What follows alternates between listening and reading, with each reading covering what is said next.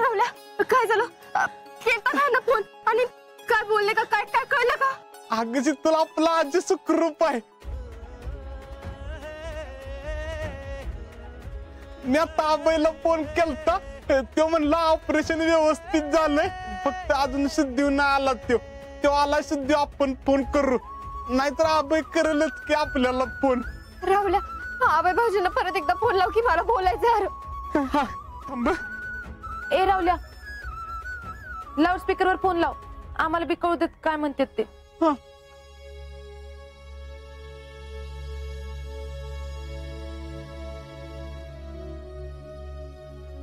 हा हॅलो. हा आबाई भाऊजी, मी बोलते शीतल. हा वहिनी बोला की. अहो काय झालं? कसे आहेत हे? तुम्ही भेटला का त्यांना? नाही मी भेटलो नाही, पण लेफ्टनंट कर्नल नफिसा मॅडम आहेत, ते आमच्या इथले इन्चार्ज आहेत आणि त्यांनीच अजिंक्यचं ऑपरेशन केलंय आणि त्या म्हणाल्यात की ऑपरेशन एकदम व्यवस्थित झालंय म्हणून. आबाई भाऊजी मी तिकडे येऊ शकते ना? मी आत्ताच्या आता येते. नाही नाही वहिनी, सध्या काश्मीरमध्ये लय वाईट परिस्थिती आहे, तुम्हाला इथं नाही येता येणार आणि असंही अजून कमीत कमी 7 दिवस अजिंक्य हॉस्पिटलमध्येच असेल. 7 दिवस? अहो पण तुम्ही तर आता म्हणलात की ते बरे आहेत. हे बघा आबाई भाऊजी, जे काय असेल ते खरं खरं सांगा तुम्ही.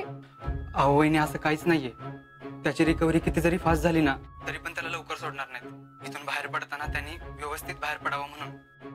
आबाई भाऊजी पण गोळी कशी लागली? हा ना, कुठं लागली?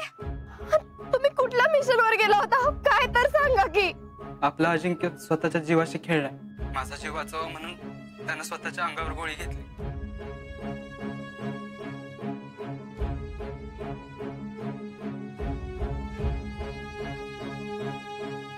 ते बघा तुम्ही बिनधास्त राहा, मला कळतंय तुम्हाला इथे यायची किती इच्छा येते, पण तुम्ही काय बी काळजी करू नका. मी आहे इथं आणि मी इथं असताना तुम्ही कसलीच चिंता करू नका. माझा जीव वाचवलाय त्यानं, मी त्याच्या जीवाला काय बी होऊ देणार नाही. पण आबाई भाऊजी जे काय आहे ते तुम्ही फोन करून कळवत जा. नक्की कळवतो बहिणी. ठेवू का?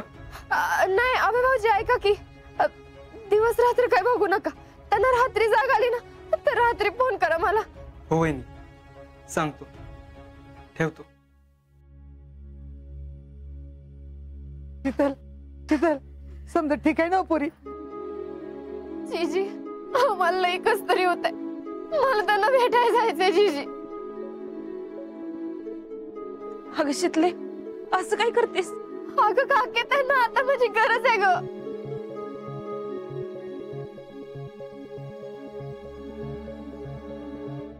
बर मी काय म्हणतोय, आता सगळ्यांनी या घरी.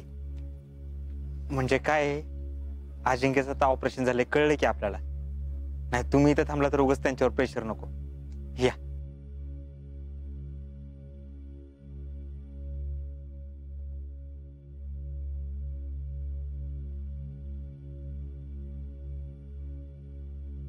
शीतल बाळा शांत हो आता तू. आता आपल्याला नाही जाता येणार. शीतल आता कळलंय ना आपल्याला, आता त्रास करून घेऊ नको.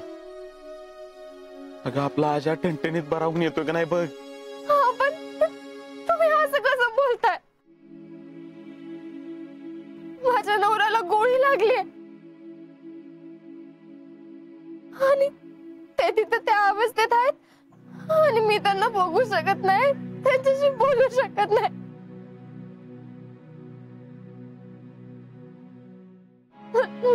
मला काय नाही माहित, मला जायचंय तिकडे, मी जाणार. बघ शीतल मला ऐक, अगं आज कार्यक्रमाला आलेल्या वीर पत्नींकडनं काय शिकली असशील तू? फौजीच्या बायकोनी कधीही धीर सोडायचा नसतो.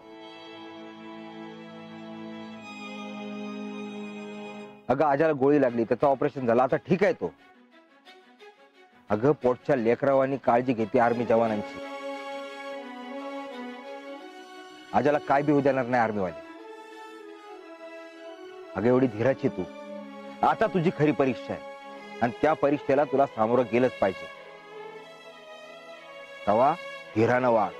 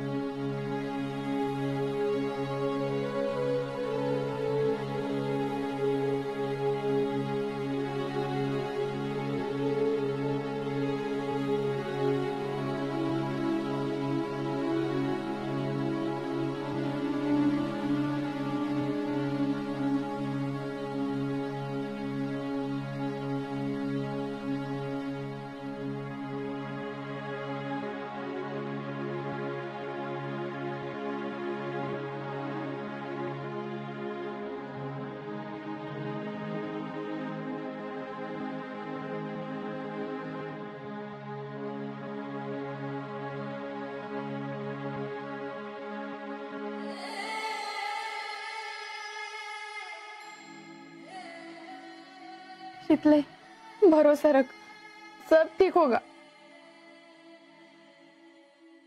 यास्मिन, मला तिथं जायचंय अगं.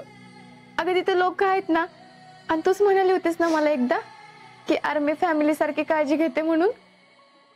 नाही अगं, आर्मीचा अजिबातच प्रश्न नाही, पण अजिंक्य अजून शुद्धीवर बी आले नाहीत, आणि त्यात ते तिथं एकटे आहेत.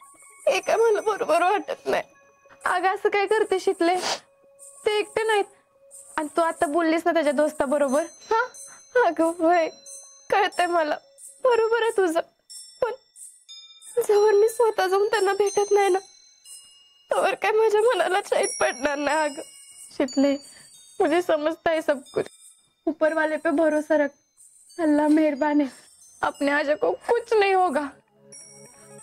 और अभी तू भूल मत कि तू एका फौजीची बायको आहेस.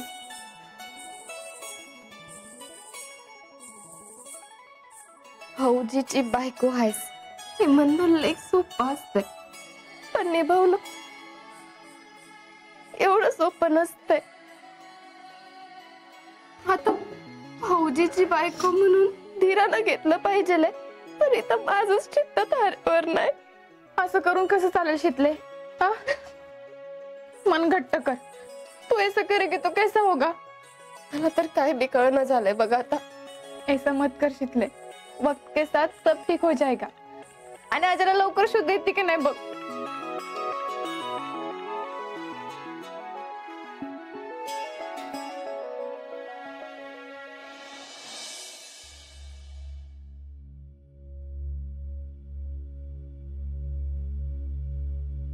आता अजिंक्य शुद्धी येतेलच. हा, ऑपरेशन झाले म्हणल्यावर धोका टाळलाय. म्हणजे आता तसं लय काळजी करायचं काय कारण राहिलं नाही. अरे कसली काळजी करतो जितू? अरे वाघ येते पोरग. माझी खात्री आहे जखमी झाला असला ना तरी तो लढत राहिला असं.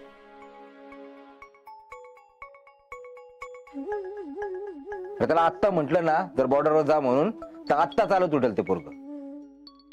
फौजी, तुम्ही काय बी म्हणा, पण पोरग सुरक्षित आहे डोळ्यानं बघितल्याशिवाय जीव भांड्यात पडायचा नाही बघा. अरे वय समाधान, मगाशी शीतलला अडवलं आपण, पण आता मला तर आवडणं झालंय.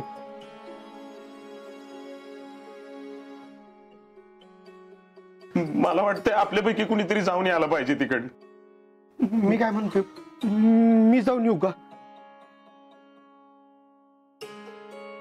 4 दिवसाची रजा टाकून येतो जाऊन. चालेल, मी बी येतो जितू काका तुमच्या संग. हा, मी पण कारखान्यावर सांगून ठेवतो, तशी काय अडचण येणार नाही सुट्टीची मला. चालतंय, मग उद्या सकाळीच निघू आपण. अरे ऐका ऐका, अरे असं काय करता येणार नाही. जर आर्मी आपल्याला काय सांगत नाही ना तर आपण काहीच करू शकत नाही. आणि आपण आपल्या आपल्यात काय ठरवायला नको काय. नाही पण हनुमा, अरे इथं बसून काळजी करत बसण्यापेक्षा तिथं जाऊन काय ते एकदाच कळलं म्हणजे बरं होईल की. अहो बरोबर आहे नाना, पण तुम्ही आता फोनवर ऐकलं ना, काश्मीर मधली परिस्थिती ठीक नाही म्हणून तर नको येऊ म्हणले ना ते.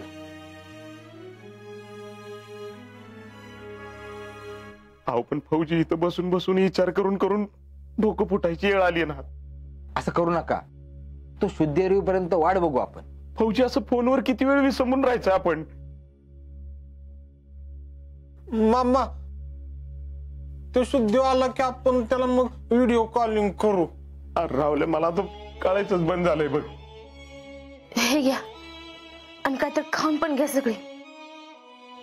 धरा. नाही नको, मला चहा नको. आवाज काय करताय? कवापासून कुणाच्याच पोटात काय नाही. धरा. नाही, माझी इच्छाच नाही. अहो सगळीच असं वागायला लागले तर कसं व्हायचं सांगा बरं. घ्या.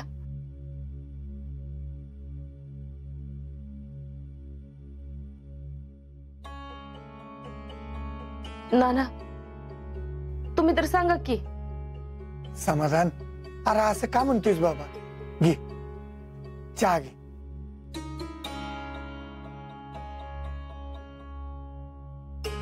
घ्या दादा.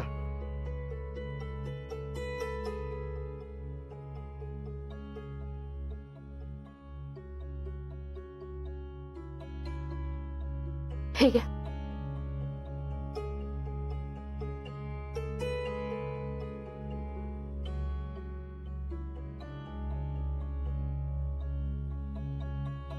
हो हे हो, तिकडनं काही फोन आला नाही काय?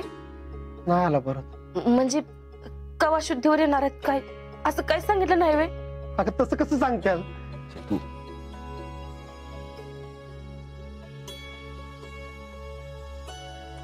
म्हणजे ते सगळं पेशंटवर अवलंबून असतंय ग. आता अजिंक्य इकडे आले ना, मी तर त्यांना सांगूनच टाकणार आहे अजिबात तिकडे जायचं नाही. इथं थांबून शेती करा, नाही जमलं तर काय वाटेल ते करा, पण नको ते आर्मी. अगं पुष्पे, असं कसं म्हणतेस तू? तिथं काय झालंय हे माहितीये का आपल्याला? ती काय नाही बघ, मी अजिबात कोणाचं काय ऐकणार नाही.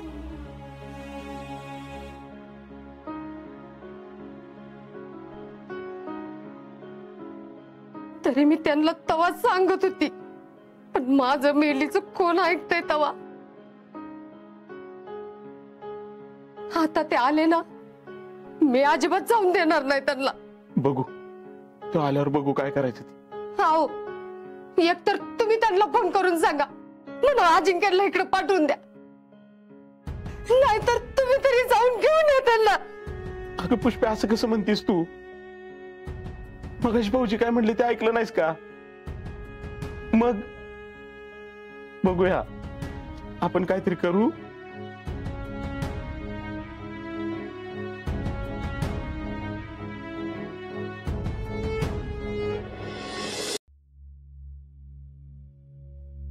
वहिनी, अहो असं काय करताय? रडणं थांबवा बरं आधी. अहो पलीकडं शीतलने ऐकलं तर पोरगी खचून जाईल. आता ह्या वेळेला तिला आपल्या आधाराची गरज आहे, आणि आता आपणच जर सगळं असं हातपाय गाळून बसलो तर कसं होणार सांगा बरं? तिची काळजी पोटीच माझ्या डोळ्यातनं पाणी येत आहे. शीतलची लई काळजी वाटते ग मला. तुम्ही आता लय विचार करू नका, जीव नुसता कावरा भवरा होतोय.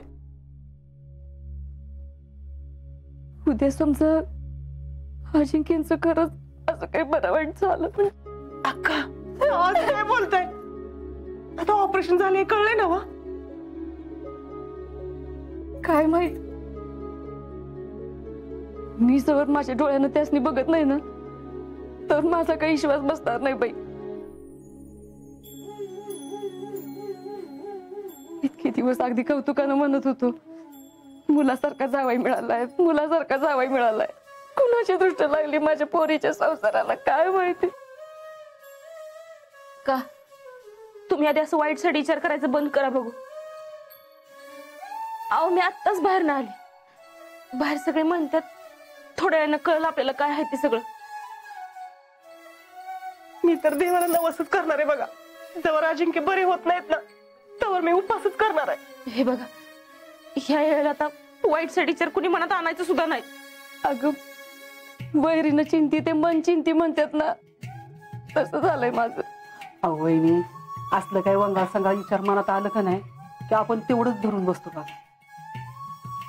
अहो माझा तरी एकुलता एक लेक गेलाय. हो, माझ्या म्हातारपणाची काठी होती ती, माझा आधार होता. तो गेला का नाही, तेव्हा मी विचार केला, तो का गेला? तो देशासाठी गेला. त्यानं बलिदान दिलंय आपल्या सगळ्यांसाठी.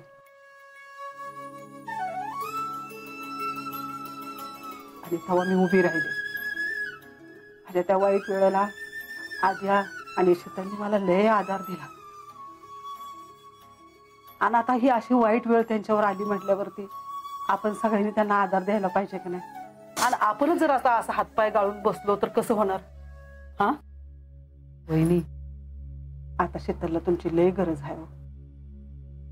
आता सगळ्यांनी मिळून तिला सावरायला पाहिजे.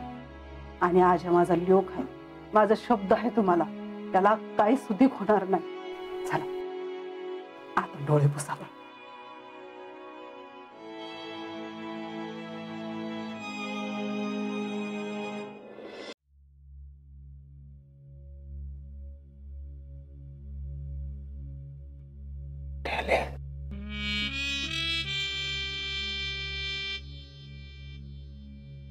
भैया आजीला गोळी लागली ना त्यामुळे हिला वाईट वाटलेलं दिसतंय.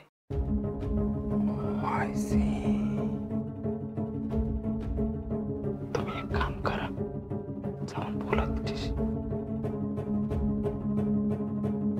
वेट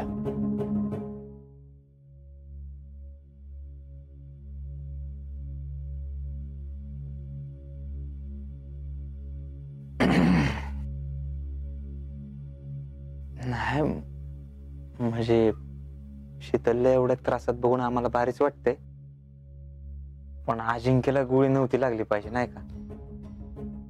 नाही आम्हाला माहितीये तुम्हाला किती वाईट वाटत असेल तुम्हाला किती टेन्शन आलं असेल याची कल्पना आहे आम्हाला पण नका टेन्शन घेऊ होईल सगळं नीट.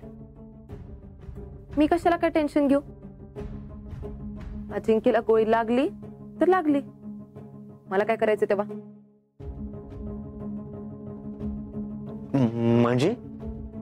म्हणजे अजिंक्य आजवर माझ्यासोबत जे जे वागले ना त्याचं भोग म्हणून त्यांना ही गोळी लागली आणि मी शांत बसले होते कारण माझं डोकं फिरले. गाव गोळा झालं होतं बाहेर जरा म्हणून अक्कल नाही लोकांना. आहे ना अजून तो जिवंत गेलाय. आतापासूनच रडारड सुरू केली नुसती. पण जयश्री तुम्ही असं बोलताय का. तुम्ही यातलं काय बोलत नाही पण मनात तुम्हाला बी असंच वाटतंय ना. अहो जयश्री अगदी तसंच काय नाही. अहो ऐकून तरी घ्या की आईला टॅलेंट किती हरकलीच बाई ही. अरे भैया त्या फौजीवर किती प्रेम होतं तिचं. त्याच्यासाठी काही करायला तयार होती स्वतःचा जीव सुद्धा द्यायला तयार होती. किती उलट काळजाची निघाली ही. अहो भैया ते जाऊ द्या तुम्ही आपला विचार करा. अहो ही आजबद्दल आज असा विचार करते उद्या वेळ आली ना आपल्याला दारात उभी करणार नाही.